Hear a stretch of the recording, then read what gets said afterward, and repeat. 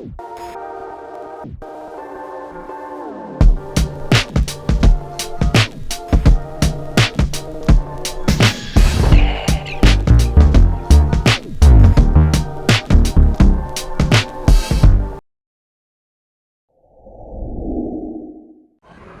everyone, it's me again, Burntam DIY TV. Another day is another vlog for you to learn. Ayan, so nandito tayo sa 2001 Corolla Altis 1.8G natin.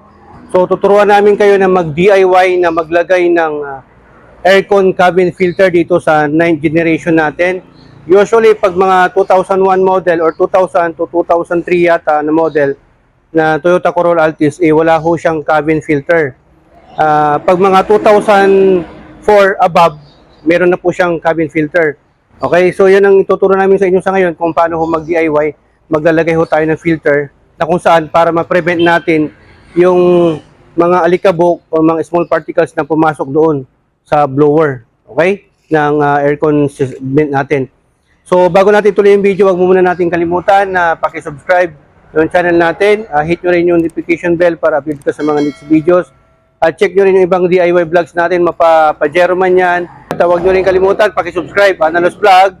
Tapos syempre, check nyo rin yung Facebook page natin, Burntam HPT TV also. Paki-like at share at follow nyo rin yung mga, doon, yung Facebook page natin. At syempre, panibagong group page natin, Toyota Corolla DIY Forum Kalikot. Ang daming pangalan nun, okay? So tara, mga ka-DIY, sa mga, para to sa mga 9th gen, ng mga Toyota Corolla Altis, para sa inyo to sa mga walang cabin filter. Napaka-importante ito para hindi ho pasukan o mag-mold o madaling masira yung aircon system natin. So kailangan merong cabin filter. Tara. So unbox natin mga ka-DIY. Lalagay natin ito nabili ko sa Auto Supply. Nagkakalaga po siya ng pagka 800. Yan. May 500, may 800 pataas. Depende na lang po sa brand. So may mga part number din yan. Yung part number niya nandito. Ayan. Okay. Yung kasayso nito mga ka-DIY, para malaman nyo, pwede po to sa Yaris, Toyota Yaris, Toyota Vios, Toyota RAV4. Magkasukat lang po sila, pati sa Altis. Okay. Meron ding mga Toyota Altis para sa 2008 to 2013. Ito naman, pwede to sa 2000 to 2005 model. So ito yung laman niya. Denso po yung nakuha ko na brand. Ayan, so meron din ho siyang nakalagay na manual. So pinapalitan din ho ito, parang sa air intake din po to kailangan palitan. Okay, so bagong-bago mga ka-DIY, tara pakita ko sa inyo kung paano natin gawin. Kailangan na i-open ko natin tong compartment dito. Yan, taas mo lang yan kasi wala ho siya yung parang shock dito, yung stabilizer. Yung iba kasi meron talaga. So ang ginagawa na lang natin dito, iangat ko lang yan, mga ka-DIY. Yan, so tanggal na yan. Kailangan kasing matanggal natin to. Tapos makikita nyo na yung blower. Ito yung itsura ng blower pag natanggal nyo tong compartment. So, andyan yung computer box. Andito yung mga socket column. Tapos ito yung blower mismo. Blower, yan yung fan, yung nagpapalamig, nagpapaikot dito para pumasok, maano niya yung evaporator. So, bago pumasok yung evaporator, dito kasi sisip-sip ng hangin to, mga ka-DIY, dito sa ilalim. So, pag walang filter yan, madali hong masira o pupunta yung sinisip-sip na dito, itong, kunwari, itong mga alikabok, mga buhangin, alikabok, small particles, sisip-sipin niya yan, mapupunta yan doon sa evaporator ninyo. So yung evaporator nyo sa katagalan magkakaroon ng molds, magkakaroon ng mga sludge sa harapan niya. So hindi na magkakaroon ng magandang air cooling niya kasi barado, mababaraduhan, masyadong marumi sa labas. Okay, dapat kasi malinis yun. So ito ang gagawin natin, ano natin to, bubutasan natin to dito, parang sa ganun mailagay natin. Unlike doon sa mga bagong model, newer model ng Toyota Altis, bubuksan mo lang to, may binubuksan dito, either pa ganyan, pa slide or pababa. Makikita nyo na to dito, tapos may ilalagay na natin yung filter. So ang gagawin natin, kakatirin natin yan, mas maganda, anuhin nyo rin ang soldering, tapos bubutasan natin to, tapos kakatingin natin, makikita nyo kung ano yung itsura ng fan blower natin. Susukatan natin to. Ayan yung part number niya mga ka-DIY, Toyota Denso, made in Japan ho ito. Pagka mabutasan na natin to, salpak lang natin ng ganyan mga ka-DIY, tapos na, ganun lang po kasimple yan. So yan mga ka-DIY, ginuguhitan na po natin para may pananda na po tayo. Kung saan yun lang yung space na kukunin natin na ika-cutter ho natin. So ayan mga ka-DIY, sinosolder na ho natin. Ayan. Natandaan na ho natin kanina, naguhitan na ho natin. Gamit po kayo ng solder na yung ulo niya, yung pantusok niya, yung parang cutter blade din ho. So iguguhit nyo lang ho siya ng ganyan. Bahagya-bahagya lang ho. Tapos para magkaroon muna kayo ng markings o lining. Tapos mamaya ho, ididiin nyo na ho yan. gamit ng cutter blade. So ayan mga ka-DIY, nabutasan na ho natin.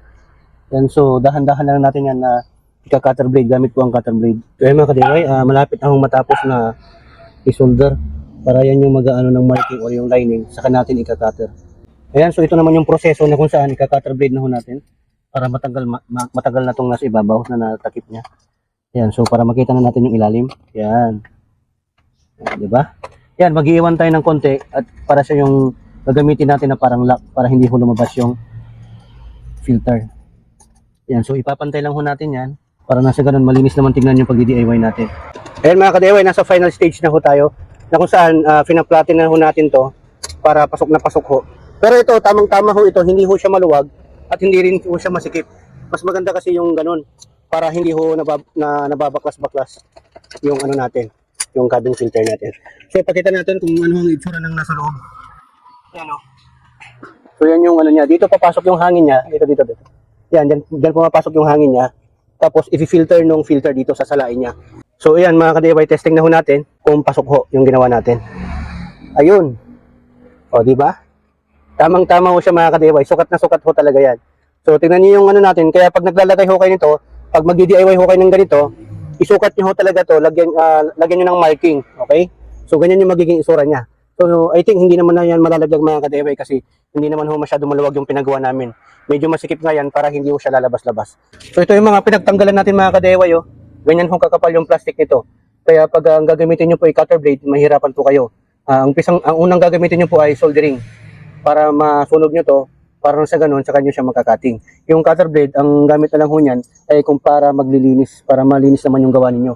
Wala siyang nakasabit at walang mga nakakasugat. Okay? Ito pala yung brand niya ginamit natin, Denso brand.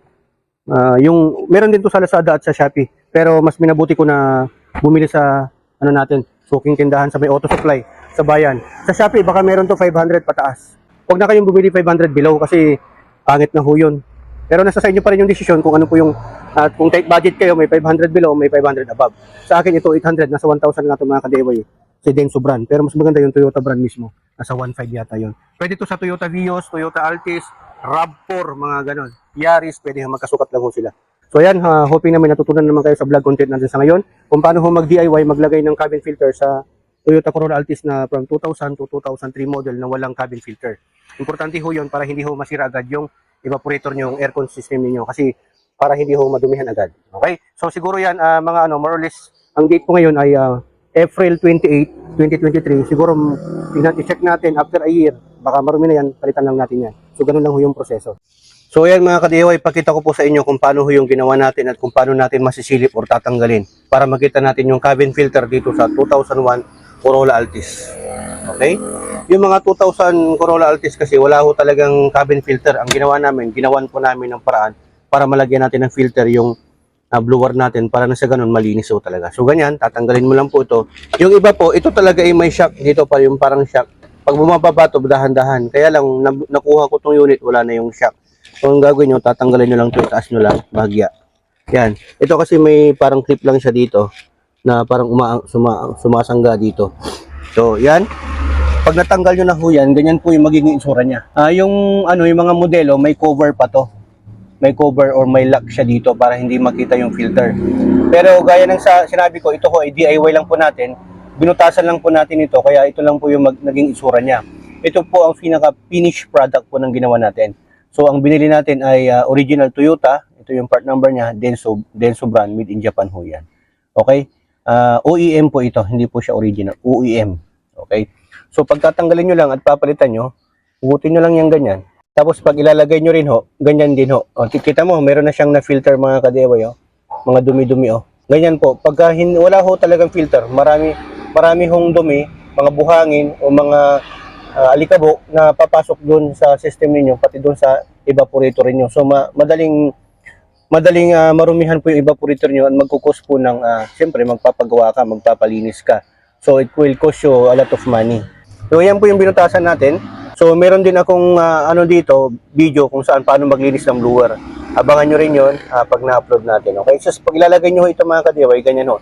Hindi ho pwedeng ganito kasi hindi yun kakasya. Ganyan po talaga ang size niya. So nandyan naman yung nailagay na ho natin. Itong filter kasi meron siyang sticker na kung saan kailan namin nilagay. Ito, 4/29/2023. Okay? So, pagpapalitan natin, nandyan din yan. Pwedeng 6 months, pwedeng 1 year. Tignan nyo kung marumi na, kahit na hindi 1 year, palitan nyo. Mura lang naman ito mga ka-DIY. Nasa 700 lang naman yan. Sana nakatulong tayo sa inyo uli. Tapos pag isasarado nyo to, ganyan lang.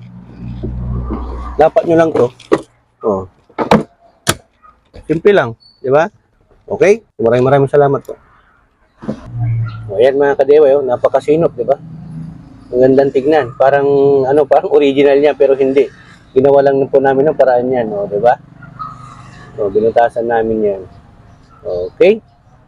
So, ayan mga ka-DIY, hoping naman natutunan ulit kayo sa vlog content natin sa ngayon. I-check niyo yung ibang vlog natin, i-share niyo para makatulong sa iba. At syempre, yung mga travel vlogs din natin. Anolos Vlog, subscribe nyo rin para sa mga motivational quotes niya. Ayan, so maraming salamat. Tugadal Bila Glory and Burn Times. Signing off.